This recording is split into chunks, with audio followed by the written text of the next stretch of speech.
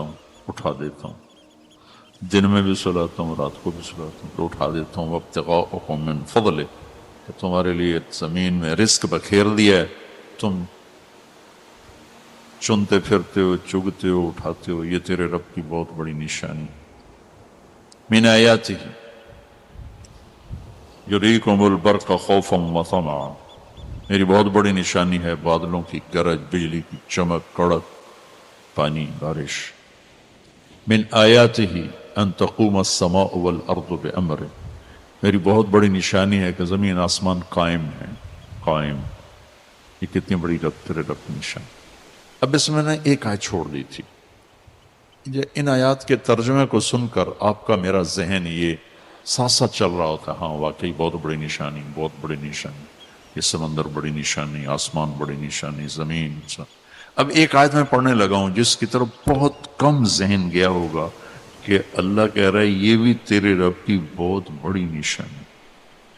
من آیاتہ ان خلق لکم من انفسکم ازواجا لتسکنوا الیہا وجعل بینکم مودۃ ورحمہ ان فی ذلک لآیات لقوم یتفکرون۔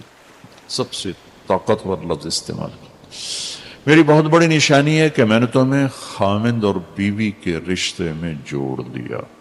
اس کو اللہ اپنی نشانی قرار دے رہا کہ میں نے تمہیں خامند اور بیوی کے رشتے میں باندھ دیا، جمع کر دیا، جوڑ دیا، اس میں سکون رکھا، اس میں محبت رکھی، اس میں ہمدردی رکھی، اس میں جو غور و فکر کرے گا تو وہ سمجھے گا کہ یہ رب کی بہت بڑی نشانی۔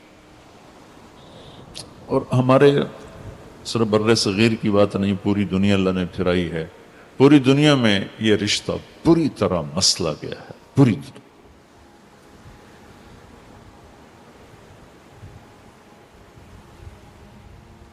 بہت زیادہ یہ رشتہ تباہ ہے، پوری دنیا کی بات کرو،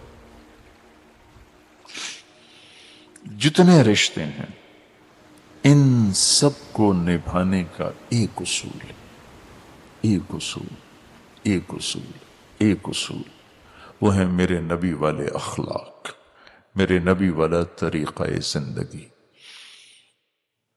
اور سب سے مشکل جو دین کا حصہ ہے وہ ہے گھر کی زندگی، کہ گھر میں کیسے چلوں کہ اللہ بھی راضی ہو جائے۔